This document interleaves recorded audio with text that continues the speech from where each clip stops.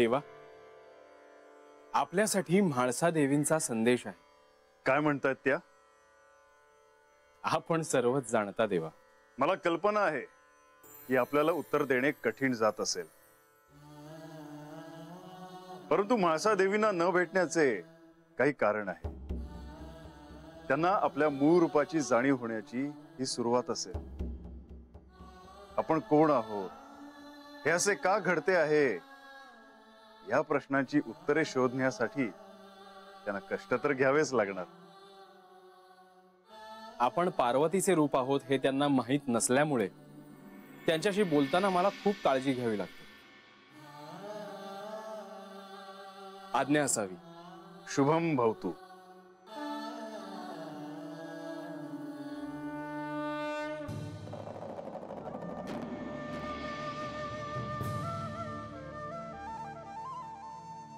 सुंबरान मांडिल व सुंबरान मांडिल, सुंबरान कुणाच व सुंबरान कुणाच, डोंगराच्या हरीचन भोळ्या माझ्या देवाच, सुंबरान कुणाच व सुंबरान कुणाच, जेजुरीच्या रायाचन खंडोबा देवाच.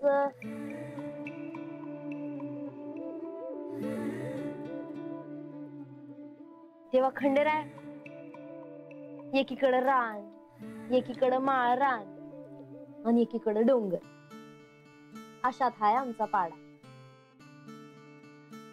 इनमीन 50 उमरांचा असेल आमचा पाडा. वय सकाळच्याला उजाडलं की पाड्यावर करडांचा आवाज ऐकू येतोय. बाहेर आल्यावर दिसत की घराघरातून बापे माणसं करडासनी मोकळे करीत असतात.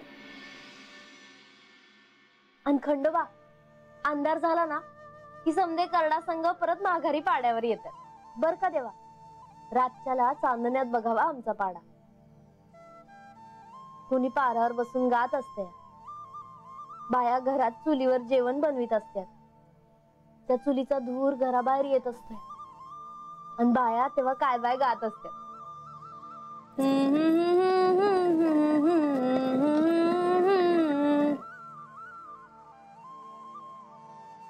देवा, तुम्हाला एक सांगू का? पाड्यावरचे समदे बापे करडान मागे रानात जात असले ना तरी मी आबाय तसं नाही करत. आता भाचं बी वय झालंय, त्याला बी वनवन करता येत नाही.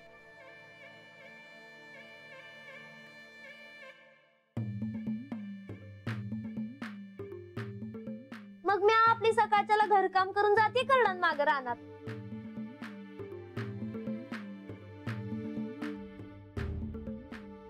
ये बस आली बघा मंजी. बानू आजा हाय वय घरला? हाय का? अगं बा कुठं हाय घरला? तो तर मगच बाहेर गेला हाय कवाचा. हा होय. अगं पर मग तू कोणाशी बोलत होतीस? म्या खंडेरायांशी बोलतीया. कुठं आहेत खंडेराय? अगं ते काय?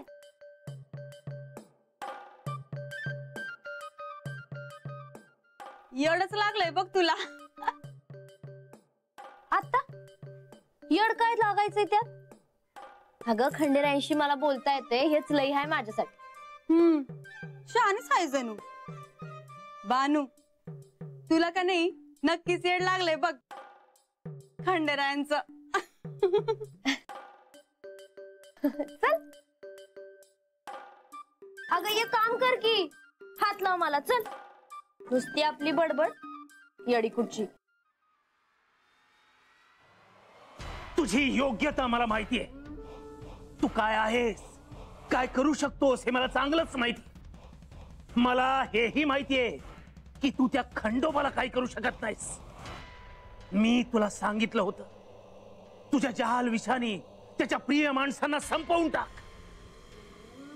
त्या खंडोबाला त्रास झालेला मला पाहायचा आहे, ऐकायचा आहे.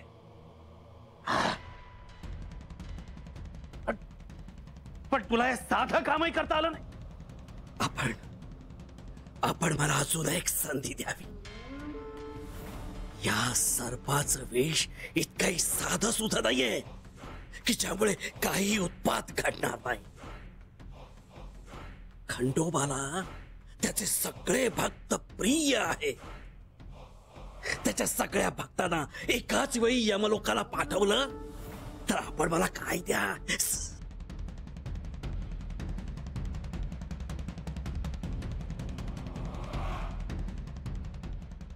तू जर असे केलेस तर कुंभकाच्या राज्यात माझ्या शेजारचे आसन तुझे असेल. पण यावेळी जर तू अपयशी ठरलास तर तुझा मृत्यू निश्चित आहे हे ध्यानात ठेव.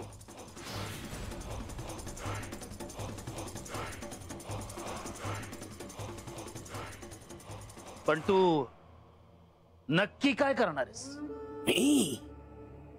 मी जेजुरी आणि जेजुरीच्या पंचक्रोशीमध्ये माझे जहाल विष मिसळायला जात आहे.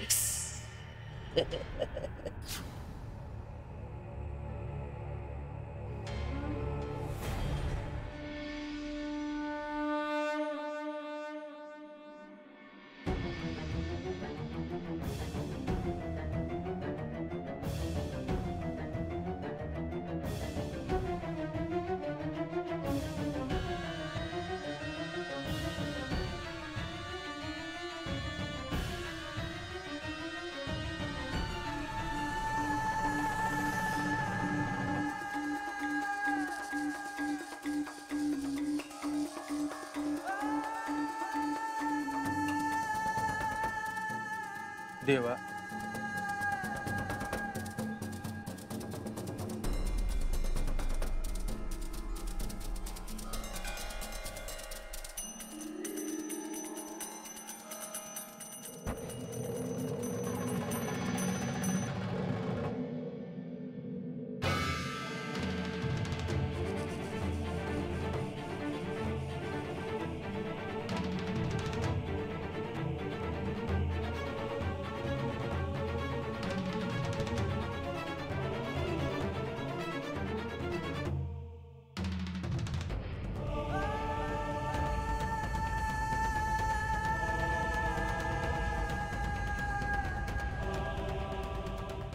चोडप्पाला बोलवा. जी देवा.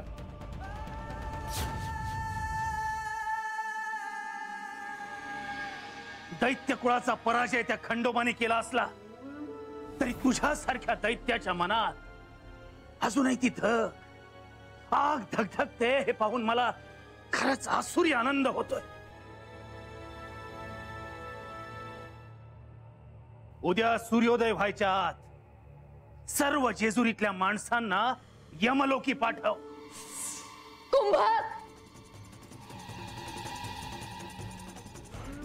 कुंभक हे महापाप आहे. ही चूक तू करू नकोस. यातून तुझ्या आणि दैत्य कुळाच्या विनाशाची सुरुवात होईल आणि हाती काहीही लागणार नाही. मी काय सांगितलं ते ध्यानात ठेव. उद्याचा सूर्योदय हा एकतर जेजुरीतल्या लोकांचा अखेरचा दिवस असेल किंवा तुझा.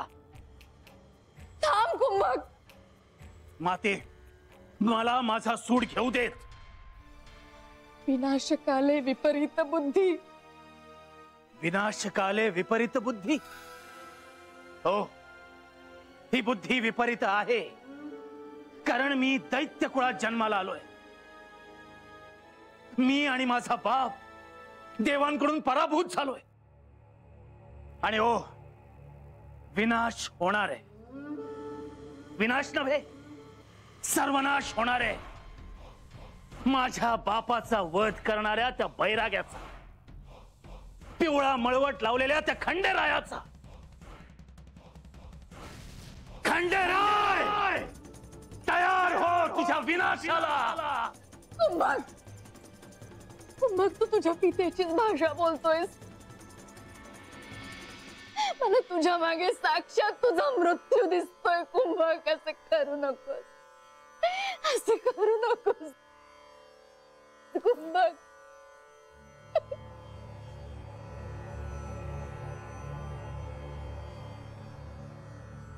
देवा, आपण मला बोलवलं, काय आज्ञा? जडोपा, राजधानी जेजुरी आणि पंचक्रोशीतील सर्व जलाशय सुरक्षित करा, गस्त वाढवा, पाण्याची शक्य तेवढी काळजी घ्या. पर देवा, आत्तापासून आपण पाण्यासाठी कधी बी गस्त नाही लावली. कारण ही तसेच आहे. जेजुरी मधील पाणी सुरक्षित नाहीये. ठीक आहे देवा, तुम्ही म्हणता तसं आत्तापासूनच डोळ्यात तेल घालून पाणी सुरक्षित राहिल्याची काळजी घेऊ.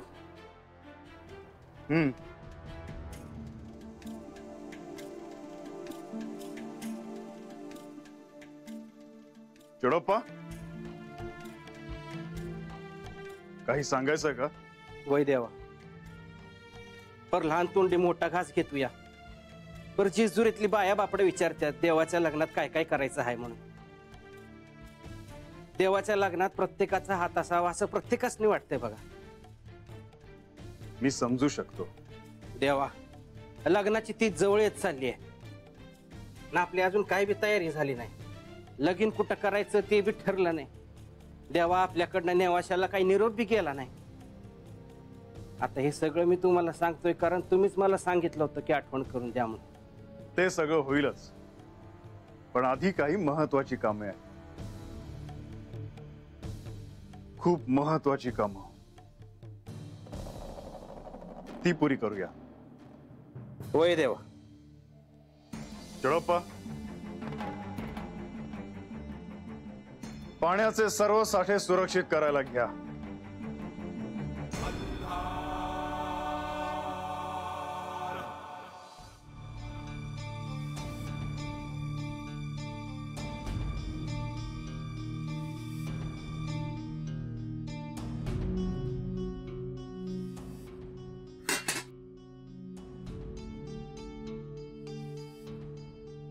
अहो, मी जरा बाजारपेठेत जाऊन येतो. भोजनापर्यंत येईन परत. हो.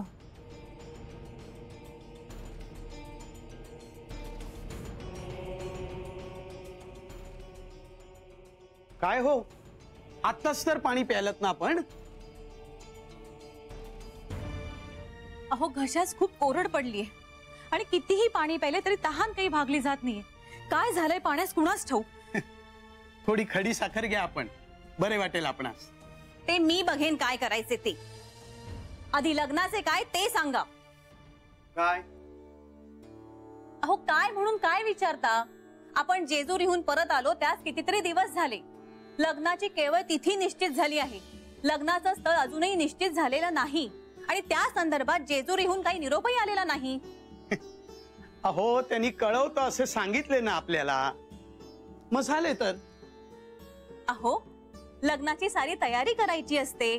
लग्न ही काय साधी गोष्ट नव्हे. आणि मुळात हे लग्न घर वाटते का? लग्नाची सारी काळजी केवळ मलाच. बर, मग आता मी काय करावे असे आपले म्हणणे आहे? आपण जेजुरीस जावे. ठीक आहे, जर येत्या 7 दिवसात त्यांच्याकडून निरोप नाही आला तर जाऊ आपण जेजुरीला. ठीक आहे.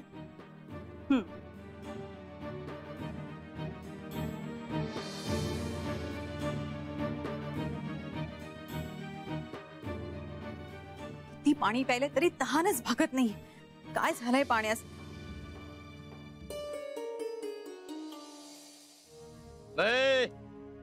अरे थांबा की, चालला का काय? अरे कशाला थांबायचं, तू तर काय सांगतच नाहीस. सांगतो की. पण कसं सांगावं ह्याचा विचार करतोय. म्हणजे काहीतरी हाय. म्हणजे नाही म्हणजे ए लगा, अरे वहिनीच्या मैत्रिणीची चेष्टा करताय वर. हा, अरे पण एवढी गोष्ट सांगायला किती वेळ घेतोयस तू? अरे सांगतो की, सांगतो की लगा.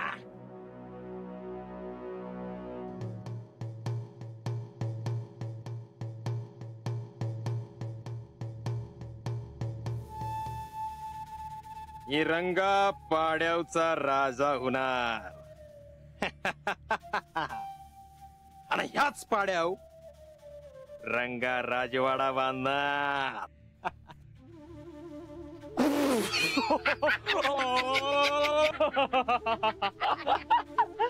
आपल्याला काय बी कमी पडणार नाही. अरे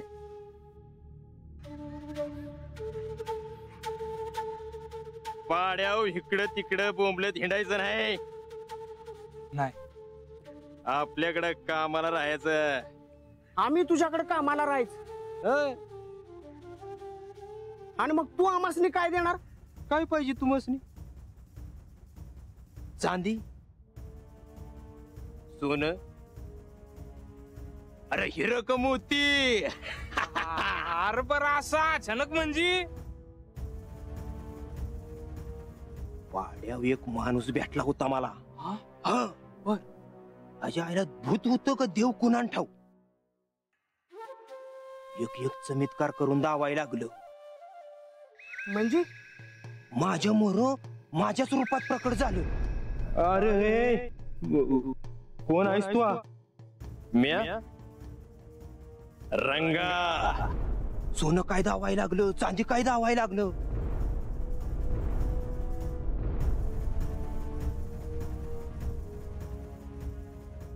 आणि एकदम मोठ मोठ मोठ होत गेलं.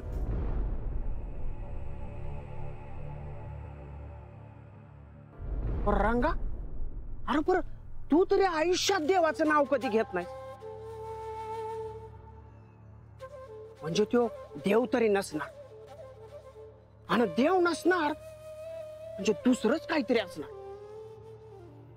आणि तो तुला एवढं देतोय म्हणजे त्याला बी तुझ्याकडनं काहीतरी पाहिजे असणार बघ.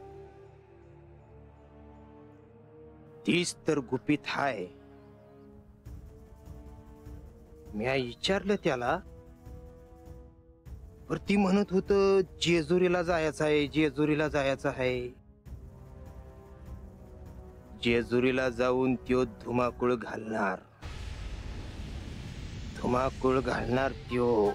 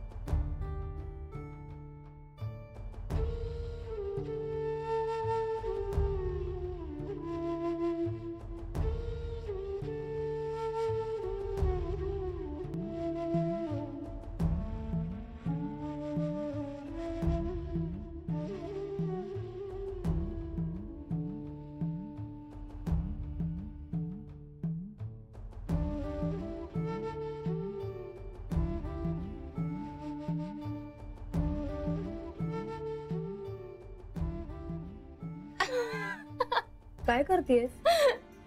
अशी का बसलीये? बरं झालं तू आलीस. मला तुला काही सांगायचे आहे. काय? मला जेजुरीला जायचे आहे. एकटीला? हो. का? तुला कसं सांगू? मला असं वाटतंय ते संकटात आहेत,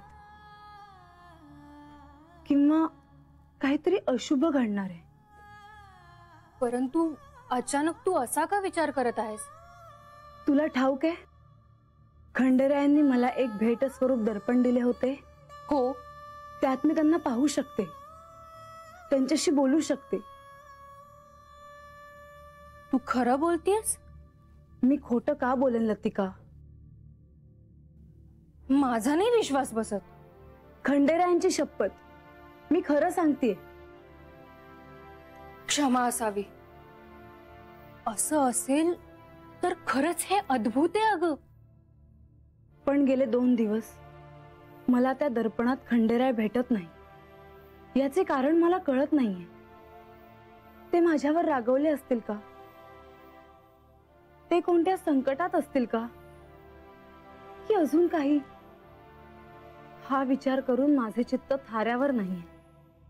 असं असेल तर मी समजू शकते, परंतु म्हाळसा, तू जेजुरीला जाण्याचा विचार करणं उचित नव्हे.